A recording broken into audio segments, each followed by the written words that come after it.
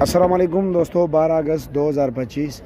ये आप देख सकते हैं जी, ये फूल वाले नारियल है। ठीक है, इसके अंदर पानी नहीं होगा ना? हाँ, इसके अंदर फूल होगा। ये इन्होंने कुछ कहना सांबल के तौर पे अलग रखे हुए हैं जी। ये देख सकते हैं, इसके अंदर ये कह रहा है कि पानी नहीं होगा। ये इसके अंदर अभी पानी है। पता नहीं आप लोगों को आवाज़ आ रही है या नहीं, मुझे आ रही है, लेकिन इससे आवाज़ नहीं आती पानी का। ये बिल्कुल खाली है। ये फूल वाला है। ये फूल वाला दाना कितने के? ये सिर्फ इधर जो है ना, वैसे तो 1000 रुपये का देता है। अच्छा, वैसे 1000 रुपये रेट है। आप क्या रेट चला रहे हो? 700। अच्छा जी।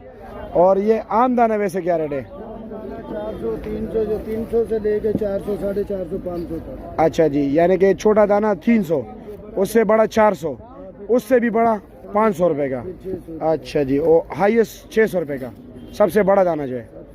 अच्छा, और अगर ये ख़राब निकल आए, कोई बंदा 10-12 दाने निकल लेके जाए? खराब नहीं अच्छा अच्छा, यानी वापसी की कोई गारंटी है? है वापसी की गारंटी है। अच्छा जी, ठीक है जी, ठीक है, शुक्रिया जी, बहुत शुक्रिया।